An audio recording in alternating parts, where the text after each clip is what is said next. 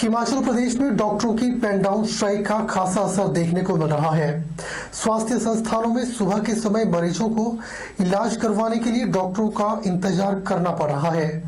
वहीं जोनल अस्पताल मंडी में भी डॉक्टरों की पेन डाउन स्ट्राइक के चलते मरीजों को भारी परेशानियों का सामना करना पड़ा। हालांकि आपातकालीन स्वास्थ्य सेवाएं जारी रही। डॉक्टरों की पेन डाउन स्ट्राइक का खासा असर देखने को मिल रहा है। मरीजों को इलाज करवाने के लिए खासी मशक्कत करनी पड़ रही है। वहीं जोनल अस्पताल मंडी में भी डॉक्टरों ने 2 घंटे की पेन डाउन स्ट्राइक की और इस हड़ताल के कारण ओपीडी के बाहर मरीजों की लंबी कतारें लग गई और मरीजों को भारी परेशानियों का सामना करना पड़ा। वहीं हिमाचल प्रदेश चिकित्सक संघ के संयुक्त सचिव डॉक्टर दुष्यंत ठाकुर ने कहा कि पंजाब वेतन आयोग के तहत डॉक्टरों के प्रैक्टिसिंग अलाउंस 25% से 20% तक बेसिक वेतन से डीलिंग करने का डॉक्टरों में खासा रोष है। इसीलिए पंजाब मेडिकल ऑफिसर एसोसिएशन के समर्थन में यह 2 घंटे की पेन डाउन स्ट्राइक की जा रही है। जैसा कि आपको पता है, ये स्ट्राइक जो है हमारे पिछले कल से कंटिन्यू है और आज भी हमारी स्ट्राइक कंटिन्यू है। जैसा कि आपको ज्ञात होगा कि ये जो हमारी स्ट्राइक है, ये जो पंजाब का जो पे कमीशन में आया, जिसमें डॉक्टर्स की 25% से 20% कर दी और बेसिक पे से डीलिंग कर दी है, उसके कारण जो है हमें जितने भी जो मेडिकल ऑफिसर्स हैं पंजाब के जो भी हैं, उनको कम से कम 15 से 20 हज़ार रुपये का मिनिमम जो है उस हिसाब से देखा जाए तो नुकसान हुआ है। आपको पता है कि हमें जो है कोविड वॉरियर भी बोल रहे हैं, डॉक्टर्स अपना दिन रात अपनी, कई डॉक्टर्स तो हमारे ऐसे जो 3-3 महीने तक घर नहीं गए, अपने लगातार कोरोना अपनी ड्यूटीज़ दे रहे हैं।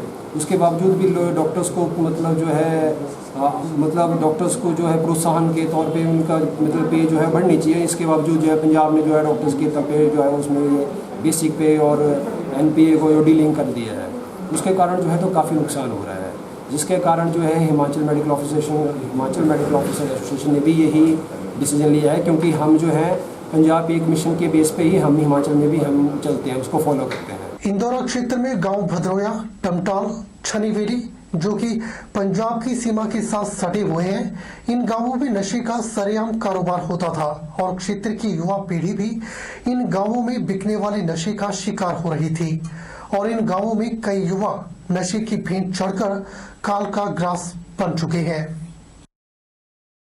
भद्रोया क्षेत्र में हो रहे नशे के कारोबार पर कड़ा रुख लेते हुए भद्रोया के स्थानीय युवा आगे आए हैं और क्षेत्र से नशे को खत्म करने और युवाओं को इससे बचाने के लिए ठानी है। युवाओं को इस लत से बचाने के लिए उनका मन खेल भावना की ओर लगाने के लिए अपने खर्चे पर भद्रोया टू कंडवाल रोड पर पड़ते गांव बाड़ीखड में शहीद संजीव सिंह मेमोरियल कैरियर व मास्टर फिजिकल ट्रेनिंग सेंटर के नाम से एक एकेडमी खोली गई है। इस एकेडमी में रोजाना सुबह से शाम तक दर्जनों युवा और युवतियां खेलकूद करते हैं। इस एकेडमी के खुलने से युवा नशे से बचे हुए हैं। एकेडमी के संचालक मास्टर राजीव वशिष्ठ ने बताया कि वे सुबह 4 बजे एकेडमी में आ जाते हैं और 8 बजे तक युवाओं को तरह तरह के शारीरिक अभ्यास के साथ साथ खेलें भी करवाते हैं।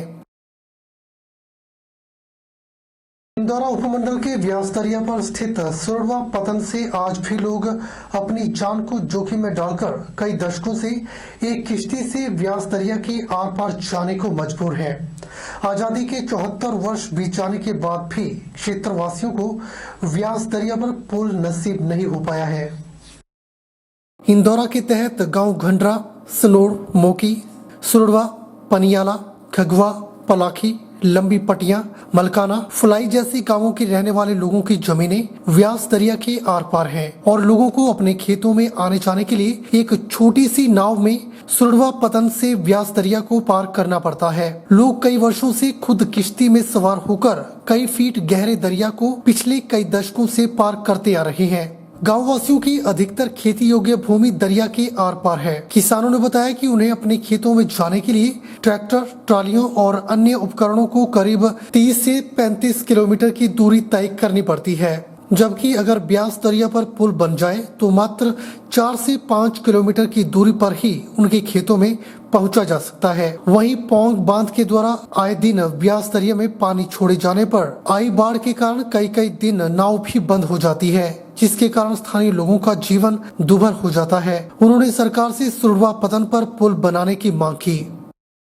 नालागढ़ पुलिस ने जुआ अधिनियम की धारा 13 के अंतर्गत मामला दर्ज किया है। आरोपियों से 4,89,260 रुपए भी मौके से जब्त किए गए हैं। गुप्त सूचना के आधार पर नालागढ़ पुलिस ने देर रात को न्यू नालागढ़ स्थित होटल के कमरा नंबर 201 से 14 लोगों को जुआ खेलते दबोचा। मिली जानकारी के मुताबिक एसडीपीओ नालागढ़ और एसएचओ नालागढ़ को गुप्त सूचना प्राप्त हुई कि न्यू नालागढ़ में स्थित होटल के कमरा नंबर 201 में कुछ लोग जुआ खेल रहे हैं, जिस पर तुरंत कार्रवाई करते हुए एसडीपीओ नालागढ़ और एसएचओ नालागढ़ ने मौके पर पहुंचकर होटल के कमरे में दबिश दी। इस दौरान होटल के कमरे में 14 लोग मौजूद पाए गए। पांवटा साहिब शिलाई कुम्मा नेशनल हाईवे पर सड़क को चौड़ा करने का कार्य इन दिनों जोरों से चल रहा है। क्षेत्र के विकास के लिए किए जा रहे इस कार्य में कंपनी प्रबंधन नियम कानून ताक पर रखकर मनमानी कर रहा है।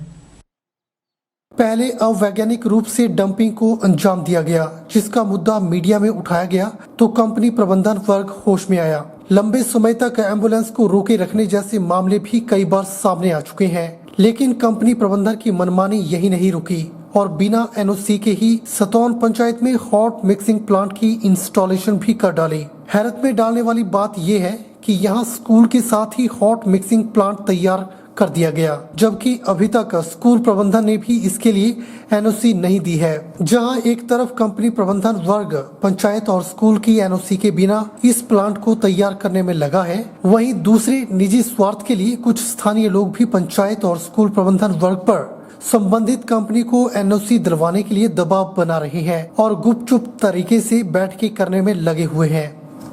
संदर्भ में जितनी भी डंपिंग साइट्स आई, जैसे पैकेज 1 में 2 डंपिंग साइट थी, पैकेज 2 में 6 डंपिंग साइट्स थी, पैकेज 3 का काम अभी शुरू नहीं हुआ, उसमें 2 हैं, और उसके बाद पैकेज 4 में 3 डंपिंग साइट्स है। तो हर डंपिंग साइट पे उतर के हमने मुआयना किया और जिस जिस डंपिंग साइट में जो जो ज़रूरत थी, जैसे कई जगह पे जो रिटेनिंग वॉल थे वो संतोषजनक नहीं थे, तो उन्हें बताया गया कि इसको ठीक से लगाया जाए और ताकि जो भी ऊपर से मलबा वगैरह आ रहा है वो लोगों के खेतों में ना जाए।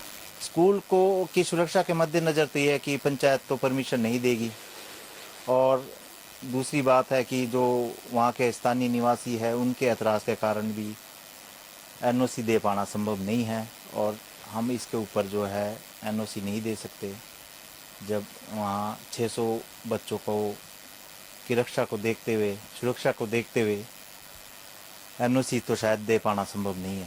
कार्टन के दाम बढ़ाने और किसान बागवानों को मुआवजा न मिलने पर मंगलवार को जिला परिषद की मासिक बैठक में जिला परिषद सदस्यों ने जमकर हंगामा किया। बैठक शुरू होते ही कांग्रेस के जिला परिषद सदस्य सदन के बीच में आकर धरने पर बैठ गए और सरकार के खिलाफ जमकर नारेबाजी की। बेमौसमी बर्फबारी हुई, उसमें इतना नुकसान दिखा, 1 रुपया अभी तक हमारे बागवानों तक नहीं पहुंचा है। आज तक ऐसी बर्फबारी बेमौसमी कभी आज तक नहीं हुई थी, उसमें हमारी बात नहीं सुनी जाती। हमारी एडीसी मैडम हमारे काफी देर तक सदस्य सरकार के खिलाफ नारेबाजी करते रहे और उसके बाद बैठक की कार्यवाही से वॉकआउट कर बाहर निकल गए। जिला परिषद के तहत बनाई गई उद्योग व बागवानी कमेटी के अध्यक्ष कौशल मुंगटा ने कहा कि सरकार बागवानों की अनदेखी कर रही है।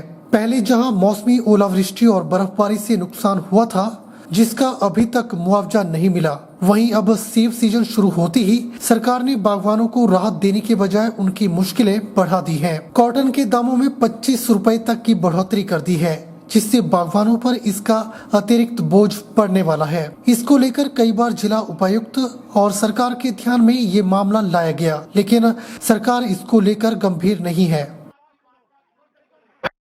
बर्फबारी से हुआ, हमारे तूफान से जो नुकसान हुआ, इस नुकसान हुआ, और जो क्रेट्स के लिए कह रहे कि हम क्रेट में सेब बेचेंगे, और जो पेटियों का जो रेट है उसको बढ़ाया गया, तो इसके लिए इन्होंने आज हाउस में अपनी मांग रखी और इन्होंने हाउस को बाइकआउट किया। तो हम भी चाहते हैं, सब जिला परिषद के जितने मेंबर है, हम समर्थन करते हैं कि किसानों और बागवानों का इनको जो हक है वो मिलना चाहिए। हमने एक दफा नहीं, हमने कई दफा हमने मुख्यमंत्री मोदी जी को ज्ञापन सौंपा, हमारे आदरणीय जो ठाकुर महेंद्र सिंह जी है, हमने उनको ज्ञापन सौंपा, हमने अपने जिलाधीश मोदी जी को ज्ञापन सौंपा, क्योंकि आप देखिए कि करोड़ों रुपए का इन्होंने पीछे कहा था कि 84 करोड़ का नुकसान हुआ। तो मैं आज आपके माध्यम प्रेस के माध्यम से कहना चाहता हूँ, ये 84 करोड़ का नहीं, ये 500-600 करोड़ का नुकसान हुआ है।